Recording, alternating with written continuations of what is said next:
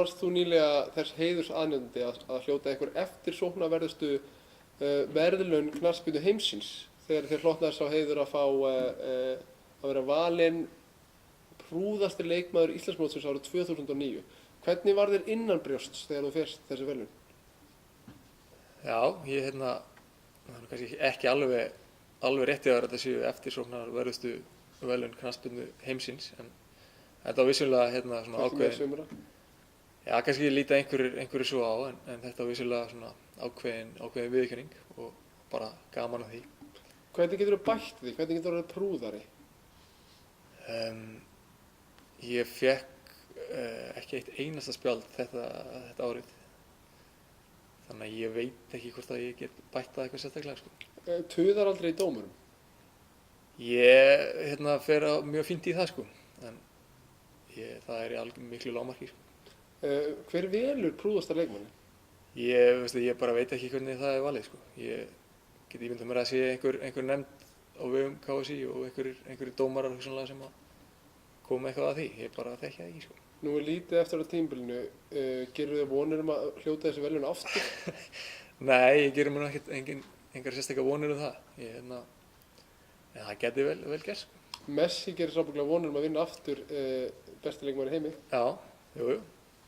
Það er alltaf gaman að vinna til verðlauna og ef við það er líklega útsýðan það að við vinnum ekki, það er líklega útsýðan það að við vinnum ekki Íslandsmótið í ár og ekki vinnum við bikarinn heldur því að það er búið að spila um hann, þannig að það væri kannski betra að fá þessi verðlaun en engin. Já, kannski verður bara verðlaunaskápurinn heima fullur af bikurum fyrir að vera valinn háttvísis bikurum. Já, það er hugsanlega. Það er aldrei við það. En vonandi förum við að fagna einhverjum alvöru titlum á næsta árum. Það er oft sagt að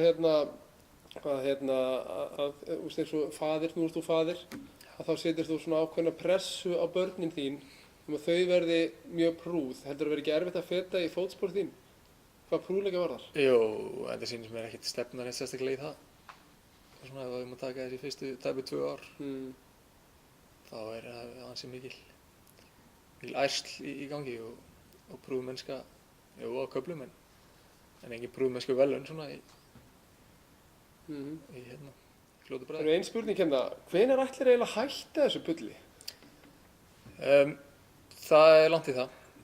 Ég mun ekki hætta fyrr en það eru 9 ár liðin frá því Ingvar Ólafsson hættir að spila. Og Ingvar Ólafsson er enn að spila, þannig að ég á að minnsta kosti 9 ár eftir. Ingvar Ólafsson er náttúrulega genatískt undur.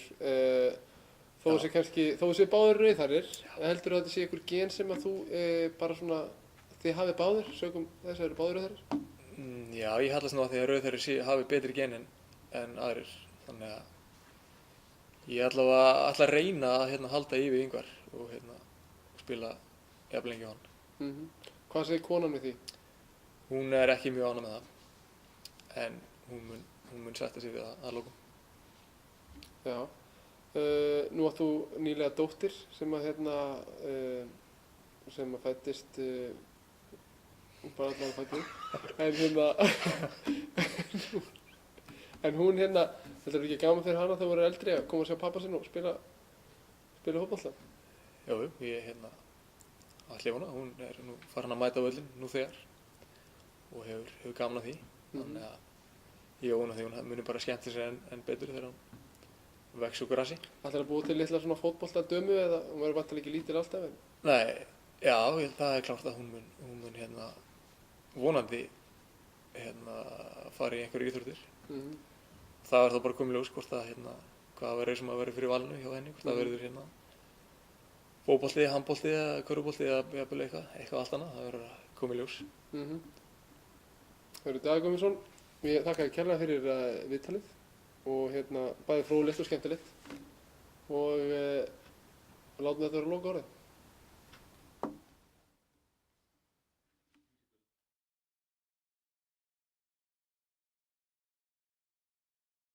Er þetta bara fínt viðtal? Já, það stóð sér vel, strákurinn. Já, hvernig finnst þér annars búin að vera í sumar? Hann hefði mátt náttúrulega standa sér betur. Þú veist, einhvern veginn bara svona óspennandi leikmaður orðinn. Gefur einstaklega fyrirgjöf en annars lítið sem að kemur frá hann. Er þetta ekki endurspegling ekki bara ferilinn?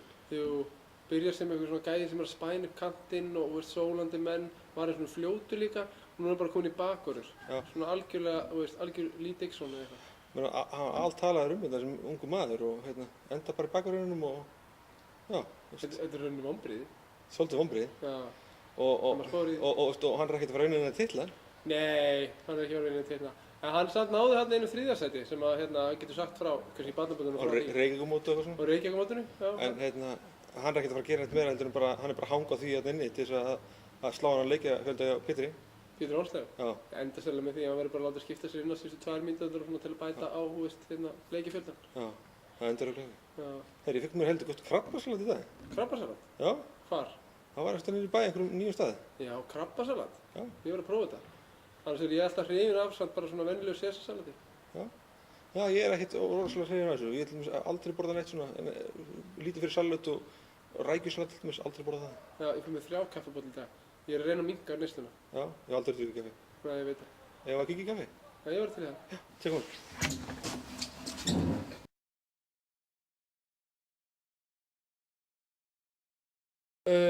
Nú varst þú nýlega þess heiðursaðnjóðanda að hljóta einhver eftirsóknarverðustu verðlaun knattspyrnu heimsins þegar þú varst talin prófessorleikmaður. Það er svo Það kann vel að vera, en þetta eru svo sem, þetta er ákveðin viðurkenning fyrir háttvísi. Það verður að taka þetta bara fyrir.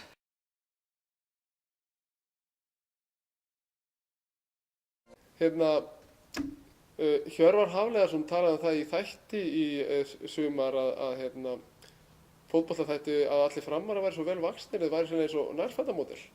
Já, það er rétt, þetta sérðu það. Það er ákveðin munur hér á okkur tveimur. Djöfull, það er rétt. Þetta er líklega bara munurinn á úrvastdeild og fyrstdeild. Djöfull, það er rétt. En ég samt getur ánægð með það að það er ekki svo auðvitað skipt andlit.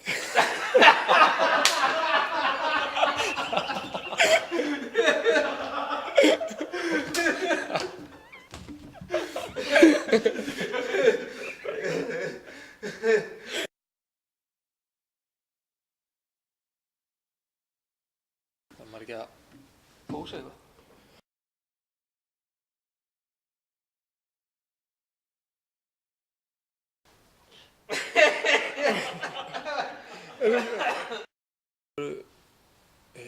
Ekki segja, Pétur Ónsleif var fyrirliði allavega svona seinni partinn, svona þegar ég var farin að fylgjast með. Já. Og það voru fleiri menn eins og Gummi Steins og Birkir í markinu